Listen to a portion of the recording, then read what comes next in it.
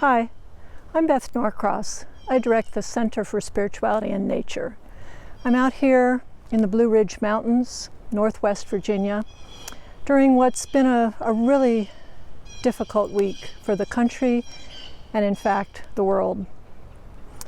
And as I come into nature to try to make some sense of this, as I'm sure many of you do too, I'm reminded that two major religious traditions are celebrating major holidays this week. Last night, the Jews began their Passover, and tonight, Christians celebrate Maundy, Thursday, continuing their Holy Week celebrations, which will culminate in Easter. And it occurs to me that both of these major religious traditions and stories have at their heart suffering and death and despair. Of course, both of them end up in redemption and renewal, with the Jews in Exodus and the Christians with resurrection.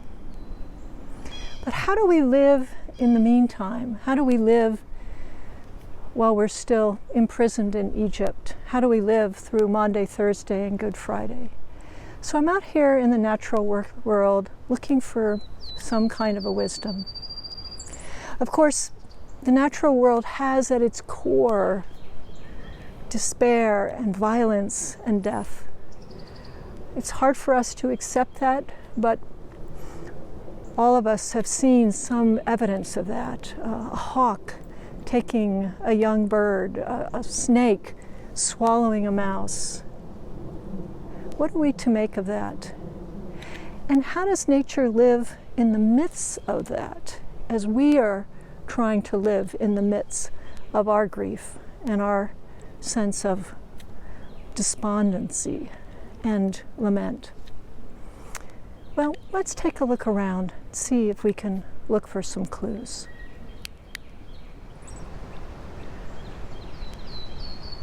Well, the first thing that we can notice is this beautiful lime green of the new leaves that are shooting out, coming out of winter death, winter despair. If we look up here, we'll see a beautiful red bud blossoming.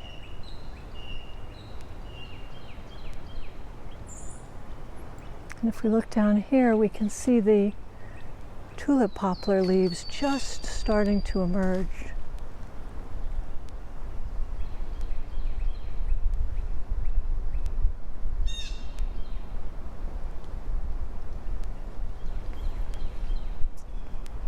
And down here, there are young red maples.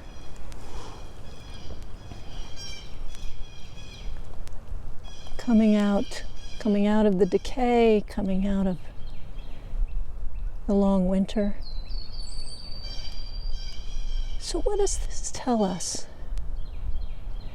I think what it might teach us is that inside every creature, including us,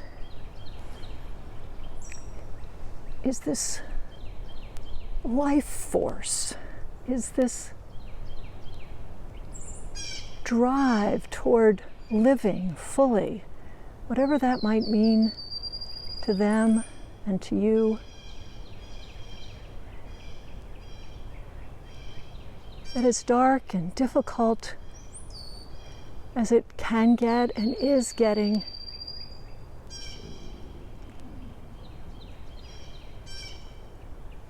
there is an unstoppable presence, an unstoppable force, an unstoppable drive toward new life